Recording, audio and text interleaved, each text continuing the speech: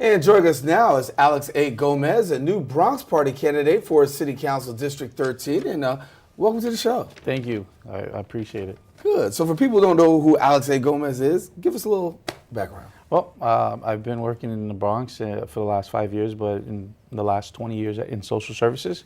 And I decided to run for City Council about 2.5 years ago. I live in Throgs Neck for the last 10 years. I own property there. My family has grown up there. My wife has been around for 30 plus years in the community. Mm-hmm. So we talk about you and the district. Obviously, you're in the district, and a lot of challenges. Mm-hmm. I've talked to some of the candidates about different challenges. One of those is the homelessness issue. You can look at all the homeless shelters that we have. The Bronx has an overwhelming number of homeless shelters, but particularly it says about 55,000 people a year. Right. I should say a night. A night, really have no place to stay. How do we address this? And number one, are you in favor of a homeless shelter in your neighborhood? Right. So I work in that business. I'm actually running a supportive housing program in the South Bronx. The organization that I work for has 2 homeless shelters in the Bronx. So I'm very familiar with the cause. I'm very familiar with the challenge and the issues that are happening across the city, specifically here in the Bronx. I do believe that we need to do something about the homeless epidemic, and I call it an epidemic because we have 55,000 people, which include children, every night out on the street.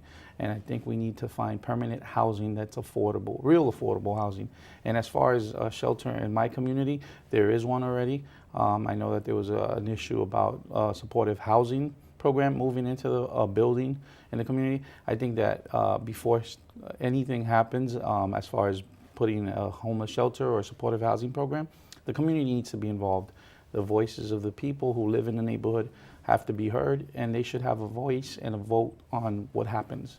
So talk to us about community quality of life in the neighborhood.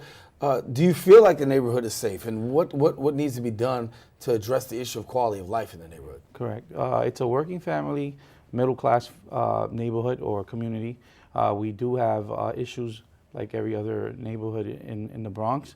Of course, it's a little bit better, but we do need to address a couple of things that are happening. Foot patrol could be better if we had more police officers, specifically in the 4-5, working the beat across the community, and actually dealing with some of the problems that are happening, because there is issues.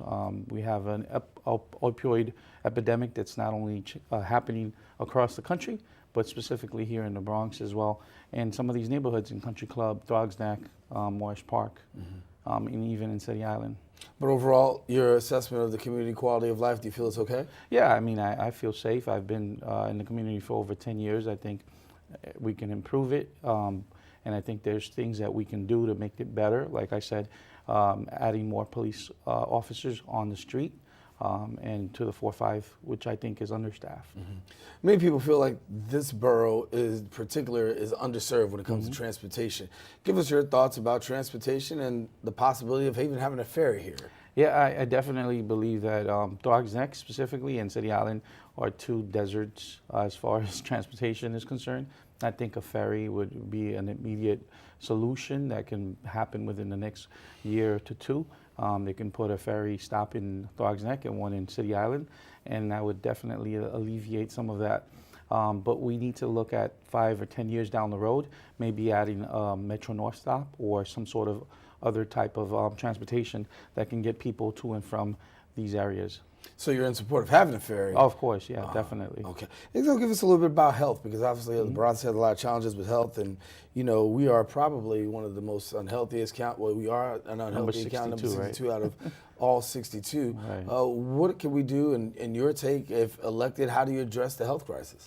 Well, we need to bring in medical offices or clinics that are going to serve the community and that are not going to take advantage of the community. So we need free, low-cost health services. We need to teach our children. We need to bring that into the schools. We need to teach our parents about things like healthy eating, and try to help the families prepare for the future, so that these children know how to eat better, how to exercise, and definitely make healthier choices. Trying to hit a lot of the topics because there's so many things we can talk about. We can stay on one for honestly the whole time period. Let's talk about jobs for a minute. Bronx has seen an improvement in the area of unemployment. Talk to us about, if elected, how do you plan on dealing with the unemployment issue that we still have? Because while we've come a long way, we still got far to go.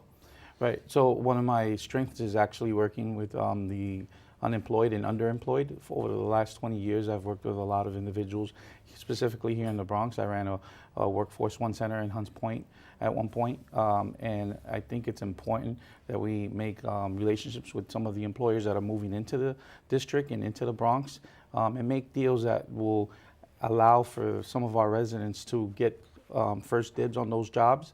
I also think that the city can create a tax break that will give a reason for some of these small businesses to hire locally. So if you're hiring someone from the community, you should get a tax break. That not only benefits the unemployed and underemployed, but it also benefits the small business that's struggling to hire new staff. From your boots on the ground, do you feel like the unemployment situation is getting better? It's getting better, but I think we are still struggling with underemployment. So it's not just people who are unemployed, but people who are not making enough hours or enough income. And that's across the board throughout the Bronx, not just in my district. What would you want voters of the 13th to know about you, and why should they vote for you? Well, I've been on the ground level for the last 20 plus years. I have done the service. I've walked the beat. I've walked the pavement. And I think that I can bring that experience to City Hall. I want to create policy that serves the people and not the politicians. And I think that we need that perspective at City Hall.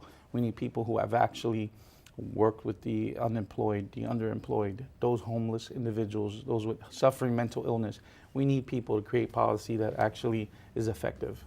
So if elected, what would be your top priority going into office? Well, you've hit some of those, the unemployment.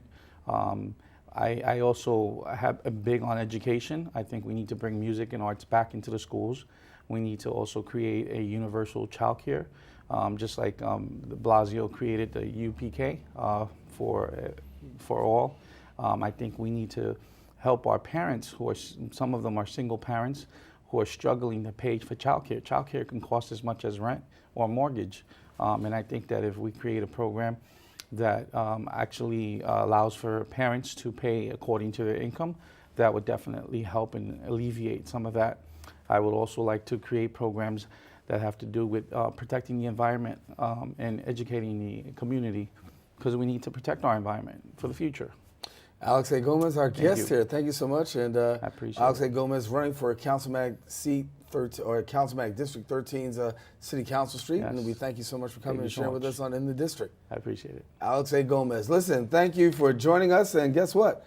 We'll be back with more.